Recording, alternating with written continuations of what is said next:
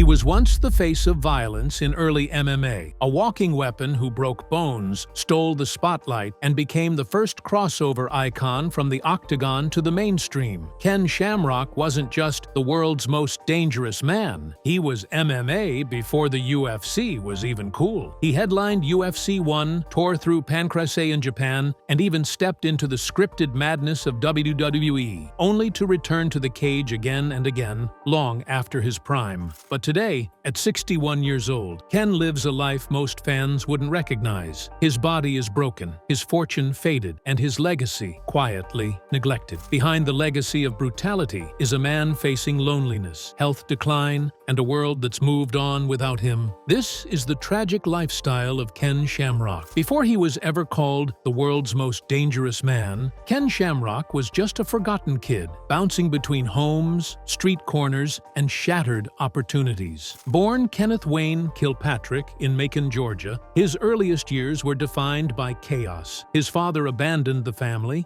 and his mother struggled to keep things stable. By age 10, Ken had already survived a stabbing and multiple run-ins with law enforcement. He wasn't a rebel with a cause. He was a child with nowhere to go. After running away from home, Ken ended up in a group home where he crossed paths with Bob Shamrock, a man who ran a facility for troubled boys in Susanville, California. Bob didn't just mentor Ken, he adopted him, gave him the Shamrock name, gave him purpose, gave him a second shot, and Ken ran with it. He wrestled in high school, fought on the streets, lived in the gym. Violence wasn't just in his past, it became the tool he used to escape it. After brief stints in football and pro wrestling, he ended up in Japan, and that's where Ken Shamrock's legend began to take shape. In the early 90s, he became a top draw in Pancrase, a Japanese shoot-style promotion that blurred the line between pro wrestling and real fighting. Ken's blend of charisma and savagery made him a star overseas, but he wasn't done. In 1993, a new promotion called the UFC was born in the United States. No weight classes, no rule, no gloves, just blood, skill, and willpower. Ken entered UFC 1 with a chip on his shoulder and a mission in his heart. He tore through the competition with explosive takedowns and vicious submissions. His rivalry with Royce Gracie turned him into a household name. Their 1995 rematch drew massive pay-per-view numbers. Ken wasn't just a fighter, he was the face of MMA. Before there was a Conor McGregor, before there was a John Jones, there was Ken Shamrock, a man who made people afraid to step into a cage.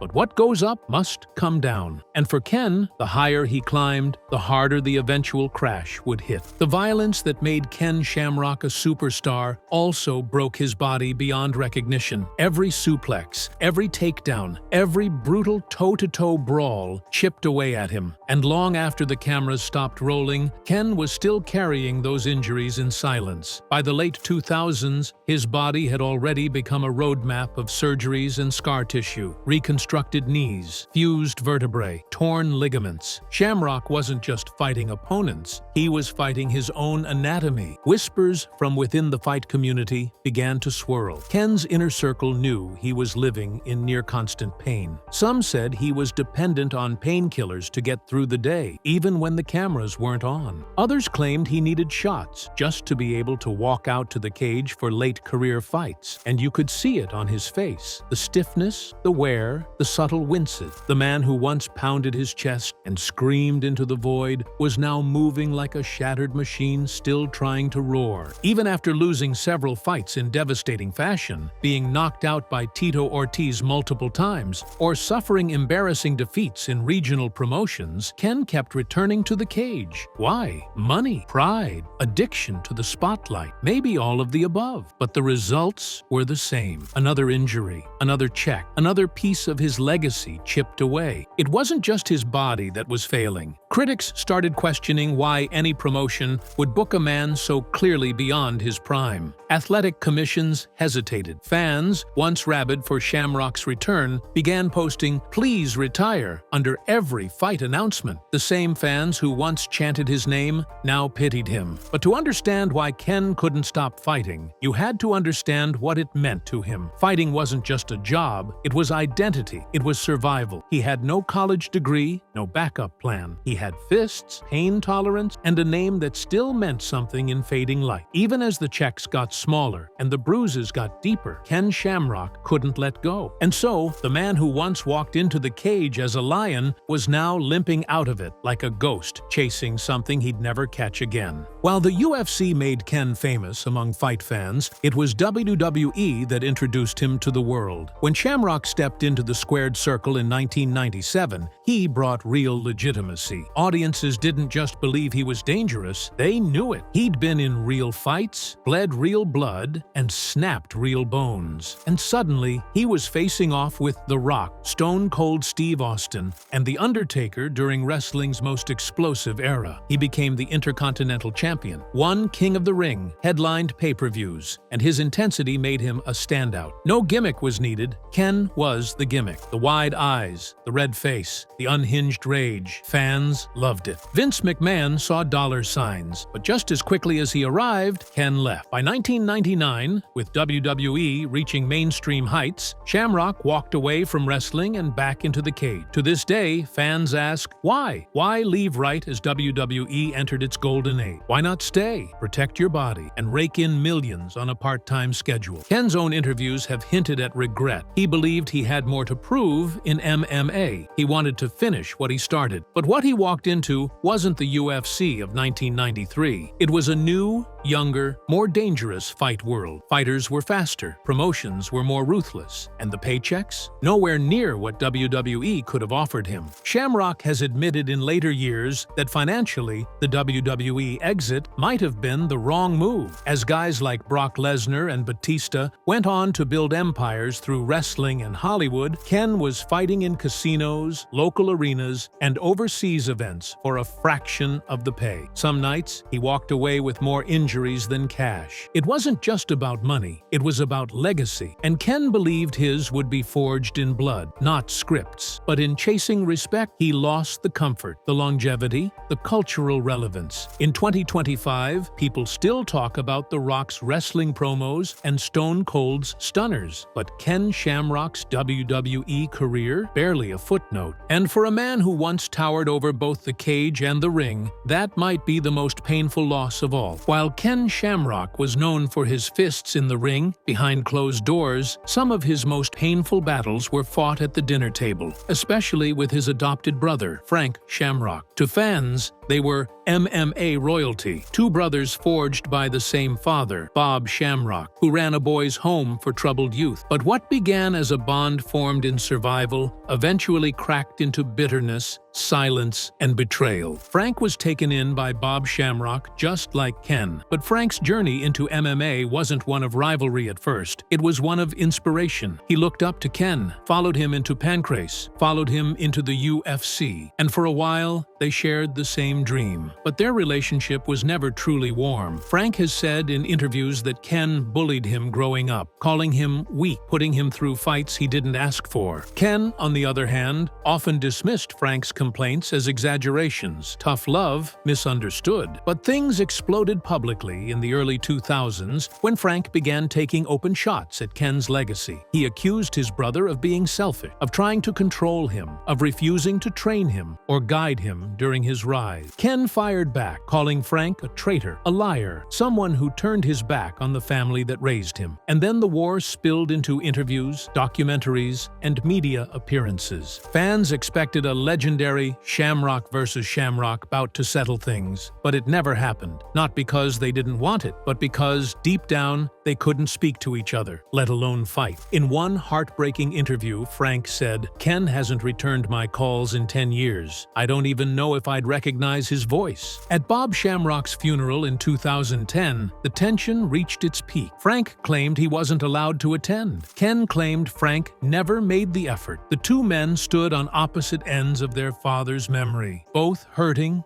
both angry and both unwilling to extend a hand. Years later, Frank would appear on Joe Rogan's podcast, saying Ken had blocked him from every phone, every email. "We're strangers now," he admitted. Ken rarely responds, but when he does, the words are cold. He walked away. That's all there is. Today, at 61, Ken lives a quiet life with little family around him. He has children, but even those relationships seem kept out of the public eye. And the Brotherhood that once could have been legendary, two kings of the cage under one roof, is now just a painful reminder that some fights don't end with a handshake. They end in silence. For a man who once headlined pay-per-views and brought in six-figure fight purses, Ken Shamrock's post-career financial reality is a sobering reminder of how fast the money can disappear. Despite earning millions across UFC, Pride, WWE, and smaller promotions, Ken has faced years of financial uncertainty, lawsuits, and business ventures that fizzled faster than they formed. It began in the late 2000s when rumors began circulating that Shamrock had been shortchanged by fight promoters. In 2008, he sued Zuffa, the parent company of the UFC, claiming breach of contract. Ken argued that he was owed fights, money, and respect. The UFC responded with fury, not only denying the claims but also countersuing for court costs. In the end, Ken lost the case. And worse, he was slapped with having to pay the UFC's legal fees, a devastating financial blow. Then came the tax problems. By the early 2010s, Shamrock was reportedly behind on several payments to the IRS. Though he's never confirmed the exact figure, insiders claimed the number could have been in the hundreds of thousands. It was around this time that fans noticed Ken appearing at small venues, signing autographs at county fairs, wrestling on independent shows for a few $1,000s, or headlining underground MMA events, far from the bright lights he once knew. He even ventured into bare-knuckle promotions, including his own, Valor Bare-Knuckle. It was supposed to be a comeback of sorts, not for fighting, but for promoting. A new wave of no-glove combat under the leadership of a legend. But the venture flopped. Poor marketing, low viewership, and internal disagreements led to the event being a one-and-done. Ken disappeared from the company shortly after. He's taken acting gigs, motivational speaking jobs, and odd appearances, but nothing stable has ever lasted. Even his autobiography, Inside the Lion's Den, though praised by hardcore fans, failed to become a commercial hit, and his podcast attempts fizzled out after a few episodes. Ken has occasionally spoken about money on podcasts, always vaguely, always deflecting. "I'm good," he says. "I live within my means." But others close to him suggest a different picture. A man who once had the world in his fists, now balancing bills like the rest of us. And perhaps the saddest part, he's not alone in this. Many fighters from his era, pioneers who built the sport, now live in obscurity, with no pensions, no royalties, and no safety net. Ken Shamrock is just the loudest example of how brutal the fight game can be. Long after the final bell, there was a time when Ken Shamrock's name could sell out arenas, break pay-per-view records, and send chills down an opponent's spine. But in 2025, the MMA world seems to have quietly moved on, leaving the man who helped build it out of the conversation. While newer stars are celebrated with documentaries, tributes, and Hall of Fame ceremonies, Ken's legacy is slowly and almost deliberately being erased from history. When the UFC inducted fighters into its Hall of Fame over the years, names like Royce Gracie, Randy Couture, and Chuck Liddell were honored with applause and retrospective videos. But Ken, he's been noticeably absent from the spotlight. Though he was inducted into the UFC Hall of Fame back in 2003 under the Pioneer Wing, there was no grand ceremony, no viral video package, no emotional speech, just a quiet footnote for a man who headlined the very first UFC. Dana White rarely mentions Shamrock, and when he does, it's often with tension. Their feud goes back decades. Ken has criticized the UFC for how it treats older fighters, for how it monetized violence while discarding the pioneers. Dana, in turn, has accused Ken of being difficult, litigious, and out of touch. The result? A cold war of silence. Ken's not invited to UFC press events. He's not shown in modern promos. Even when the company revisits the early days of the sport, his face is often blurred in the background, his contributions barely acknowledged. YouTube compilations compilations of UFC legends often skip over him. New fans ask, who's Ken Shamrock? Unaware that, without him, the sport might not have made it to 2025 at all. His attempts to stay relevant, from the short-lived bare-knuckle league to podcast appearances, haven't been enough to reignite interest. His social media presence is minimal. He rarely trends, and even his rare interviews, often posted on small YouTube channels, pull in only a few thousand views. It's not that Ken Shamrock stopped being a legend, it's that the world stopped calling him one.